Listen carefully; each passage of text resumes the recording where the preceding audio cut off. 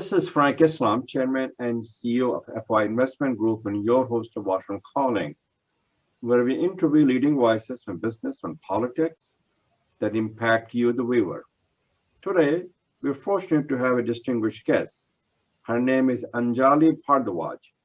She is an Indian social activist and a champion of anti-corruption. She has been engaged in India's right to information movement for over 2 decades. Her activism helped drive the Right to Information Act of 2005 in India. Thank you for coming to our show and welcome to our show. Good to see you. Thank you. Thank you. Thank you, Frank. Please tell our global audience a little bit about yourself and who you are, and please shed some bright lights on your organization, SNS, what that stands for, and that organization promote transparency and accountability and encourage active participation of citizens. Thank you, Frank. I work in India and I have been part of the Right to Information movement in the country for nearly 2 decades now. And my work focuses on seeking transparency and accountability from the state. And I've been associated with several legislations, the demand for them and advocacy related to anti-corruption and grievance redress. So we've been working, I'm part of the National Campaign for People's Right to Information in India, and also one of the founders of Satark Nagrik Sangathan, which basically means a Vigilant Citizens Collective, which was set up in 2003. Wow. And thank you. President Kennedy once said, a nation reveals itself when it recognizes and rewards its talents. And I want to talk a little bit about the award you just received from the U.S. State Department called the International Anti-Corruption Champions Award. Do you believe that the award means that Washington is committed to promote accountability for corrupt individuals and fight for corruption and strengthen citizens' engagement? The award committed to do that? So the award, Frank, has been given from the citation that I have received for my work on promoting transparency and accountability and against the fight against corruption. So these are shared global values across democracies.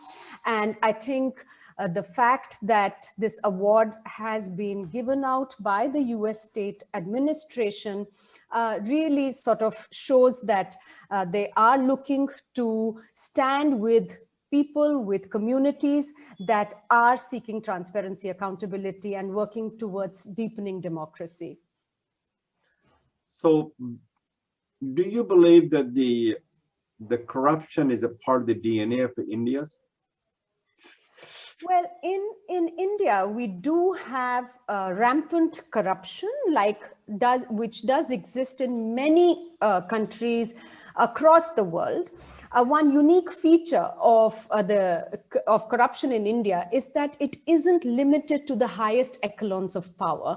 It goes down to the lowest levels, and it impacts citizens when they're trying to access even their basic rights and entitlements. So it is a huge problem, and there have been very many efforts to try and address the problem of corruption in our country. One of the most powerful tools that people have found to empower them to fight against corruption is information. And that is why one of the reasons that people have sought, and especially those who have fought corruption in our country, have asked for greater transparency in the system. How do you sustain your organization in terms of financial support? We are supported by many like-minded individuals. We have been through the last 2 decades. There are also some organizations that have supported us in our endeavors. But mostly the work that is done by our organization is done on a small budget, which has been supported by like-minded individuals who've been committed to fighting corruption. Now, tell us about our audience. So you have a fairly large audience, not only in India and United States, but in Gulf countries as well, and the people are fairly well off. How do they go about reaching out to you to do what you're doing and also support financially? Well, a lot of our work is actually done by volunteers who don't really charge very much money for the work that they do with us.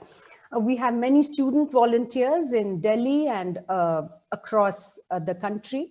So certainly a lot of our work which gets done online, the research that can be supported even by giving some time, and which is really our most preferred way of involving and engaging people.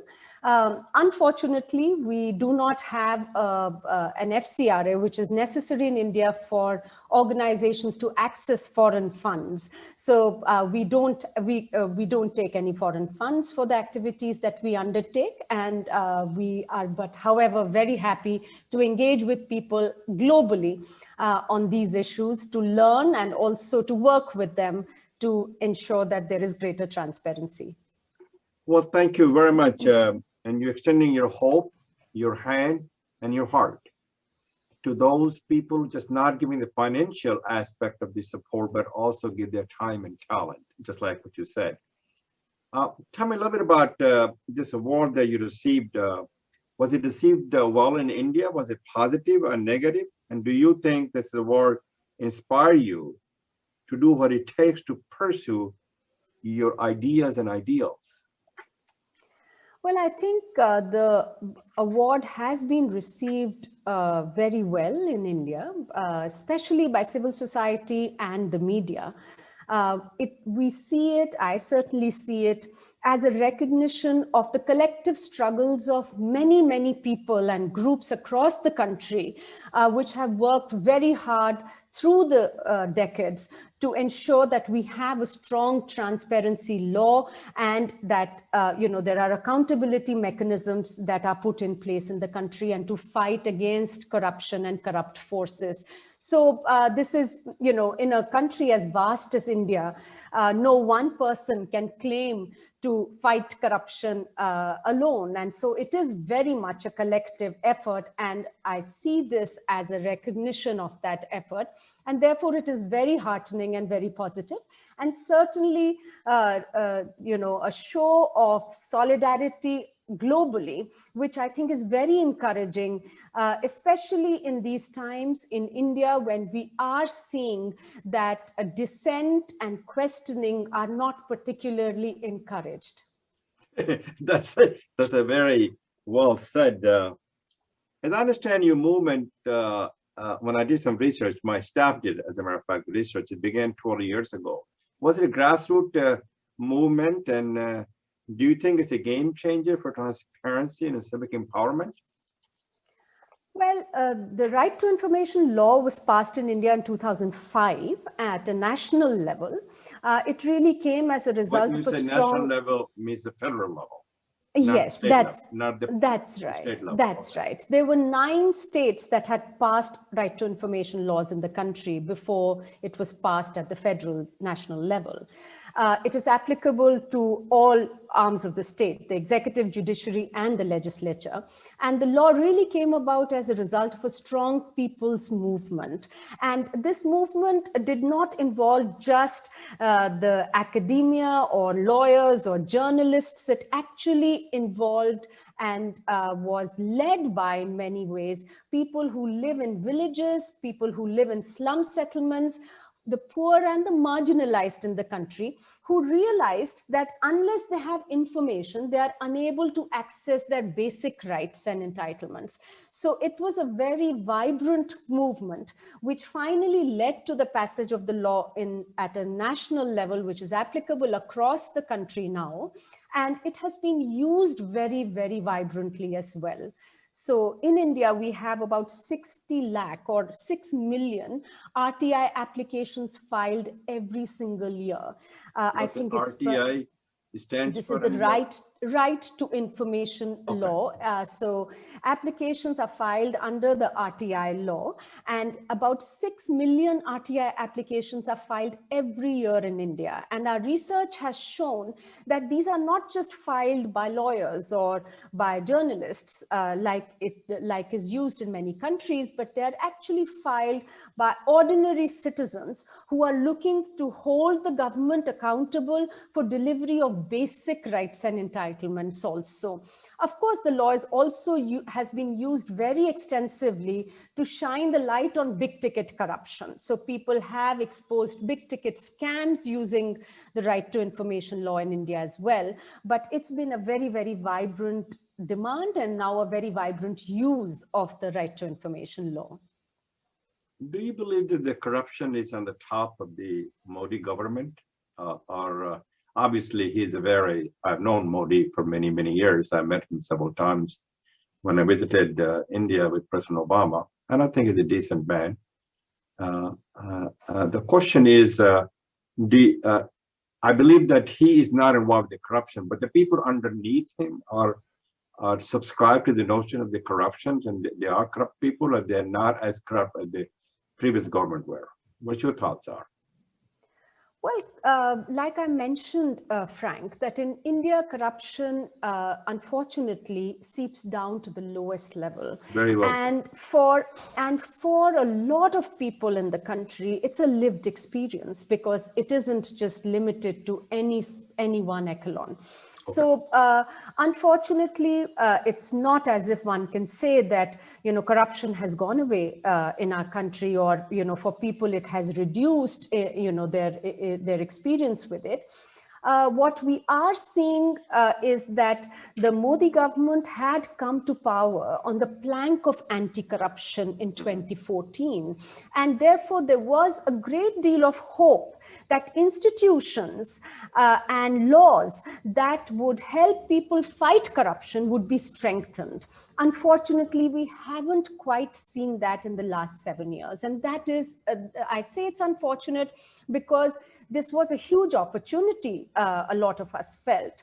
The right to information law has really empowered citizens in the country to fight corruption. And there was hope that when the BJP forms the government at the center, they will strengthen the law. But unfortunately, we saw that in 2019, for the first time, in the 15 years of its existence, the right to information law was actually diluted. Amendments were brought to the law, and the institution of information commissions, which is supposed to ensure that people get information from the government, was actually weakened because the autonomy of information commissions was compromised.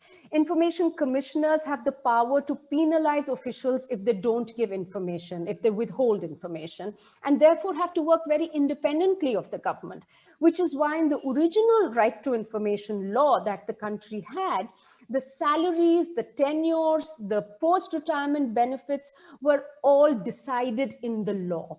But in 2019, the BJP government brought amendments to the right to information law, wherein the central government empowered itself with the ability to decide the tenure and salaries and pensions and post-retirement benefits of information commissioners, which means that they would worry before and think many times before they gave an order to the government to disclose information that the government found inconvenient to disclose, that would perhaps show wrongdoing or corruption or abuse of power. So this has been a huge setback. Similarly, other anti-corruption laws like the Lokpal law, which was based, it's called the Lokpal law, which is basically meant to set up an anti-corruption ombudsman in the country, which was empowered and independent. And one of the things that really helped the BJP also to come to power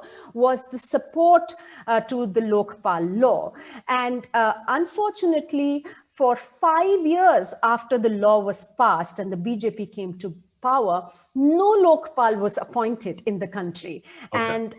And so we have seen institutions suffer, which would have actually helped people fight corruption. And the whistleblowers protection law has not been operationalized by the government, despite it being passed 7 years ago. This law was supposed to protect people who show truth to power. Very well said.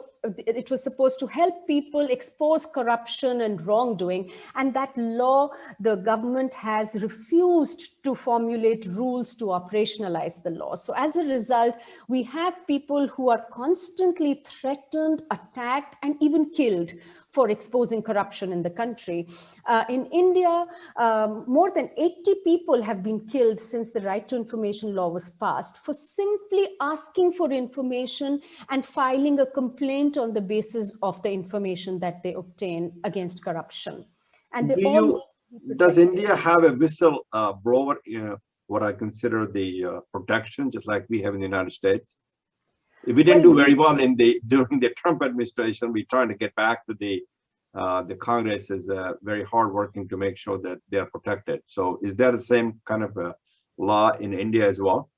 Well, we do have a whistleblowers protection law, which also came after a long struggle, which involved right to information users and activists, because there was a clear recognition that whistleblowers need protection. And the law is a very strong one, which provides anonymity to those who blow the whistle on corruption and wrongdoing. And it also gives protection to them.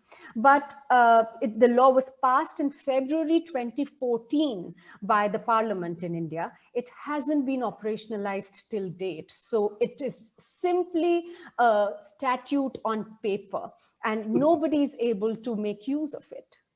Well, thank you very much. I want to talk to you about two items.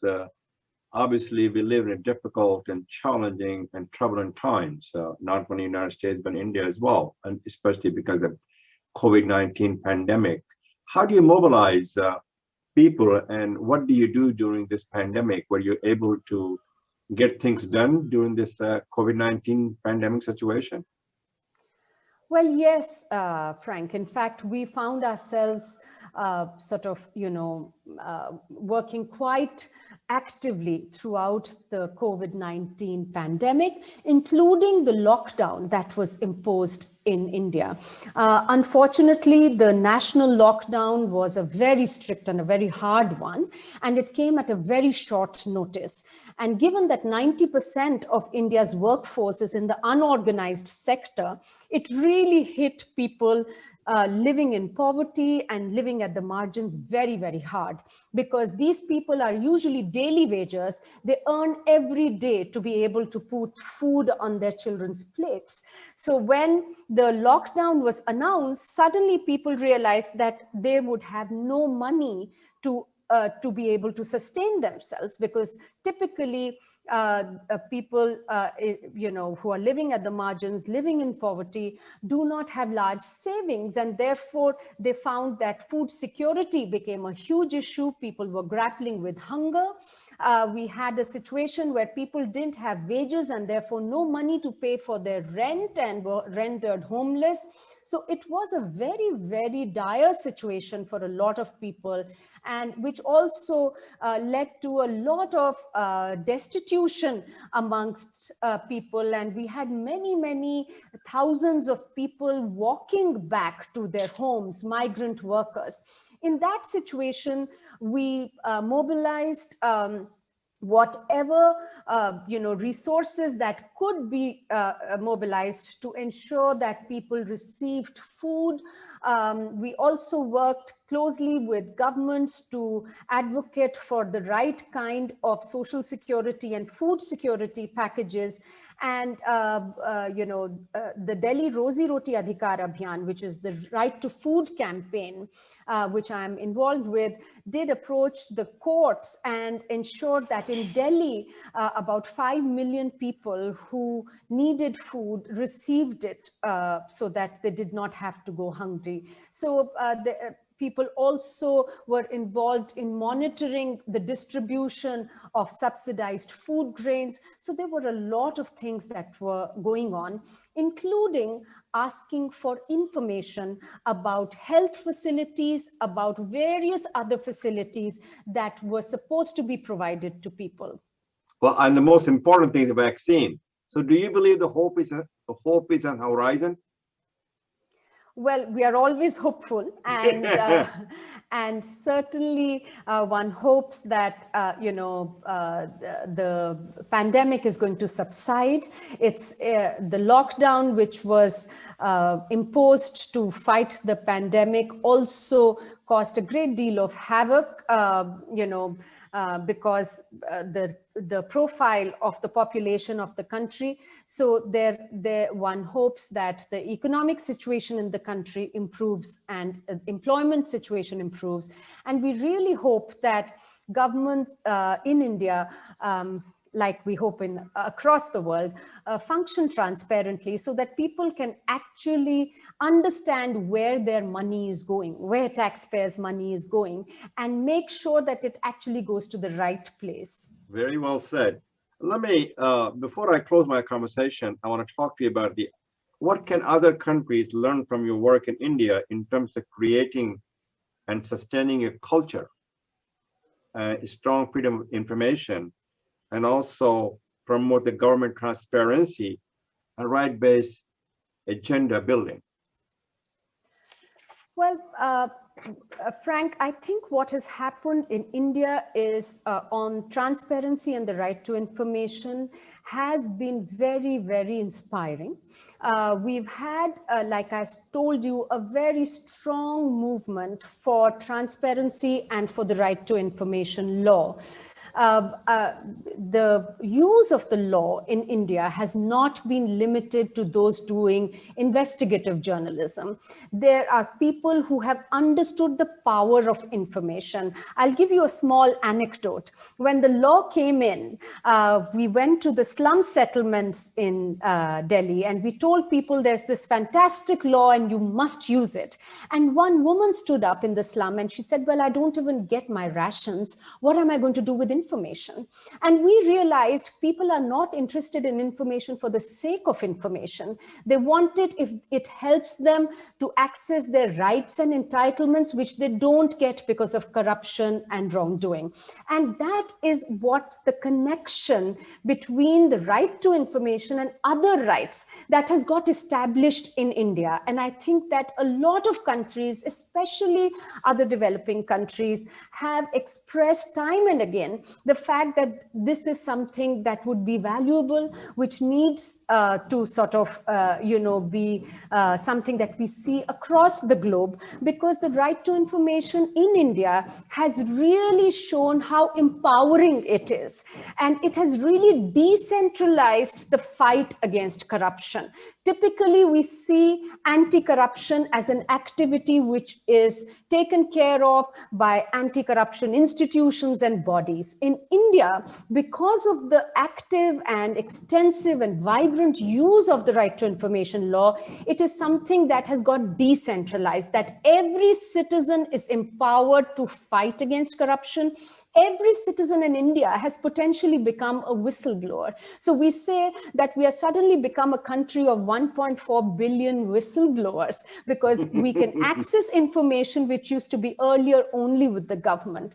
So I think that it's something that we hope also inspires other countries as well. Well, thank you very much, Anjali, for all you're doing. You are making a difference. And we deeply appreciate your time here, and thank you for coming to our show.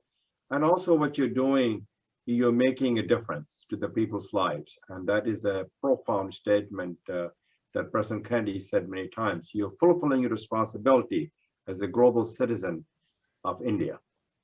And that's a very, that's admirable, and we deeply appreciate what you're doing. So this is Frank Islam wishing you a great week, and thank you for watching.